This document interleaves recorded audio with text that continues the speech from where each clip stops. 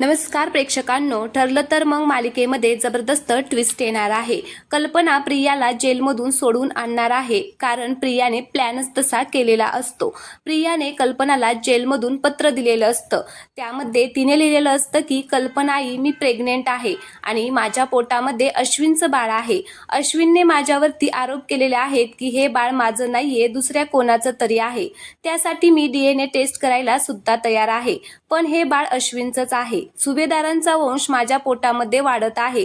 जर तुला असं वाटत असेल की आपला नातू चांगल्या वातावरणात यायला हवा, तर मला या जेलमधून घेऊन जा। खरंच मी जे काही केलं ते खूप वाईट केलं, पण इथून पुढे मी असं काहीच करणार नाही। मी सगळ्यांशी चांगलं वागेल।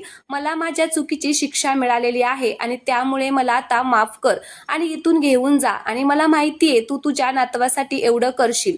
आता असं पत्र लिहून ती हवालदार जवळ देते ते पत्र आणि सांगते की हे सुभेदारांच्या घरी द्या। पत्र लिहून ती थांबत नाही, तर आता ती पूर्णाजीला फोन लावते आणि म्हणत असते की पूर्णाजी, अगं मी प्रिया, तुझी तन्वी बोलत आहे। आता हे ऐकून पूर्णाजीला धक्काच बसतो। तर आता प्रिया म्हणत असते की पूर्णाजी, अगं मी गरोदर आहे आणि मला इथून प्लीज तुम्ही सगळे मिळून बाहेर काढा। मला माझ्या चुकीची जाणीव झालेली आहे। तर हे ऐकून पूर्णाजीला चक्कर आल्यासारखं होतं आणि ती खालीच पडते। तिच्या हातातून मोबाईल खाली पडतो। घरातील सगळेच आता आश्चर्यचकित होतात की पूर्णाजीला नक्की काय झालं। तर कल्पनाजवळ आता ते पत्र येणार आहे आणि मग कल्पना ते पत्र वाचून काय रिॲक्ट होणार, ती प्रियाला घरी घेऊन येणार का, हे पाहणं खूपच इंटरेस्टिंग असणार आहे। त्यामुळे प्लीज तुम्ही चॅनलला सबस्क्राईब करा। धन्यवाद।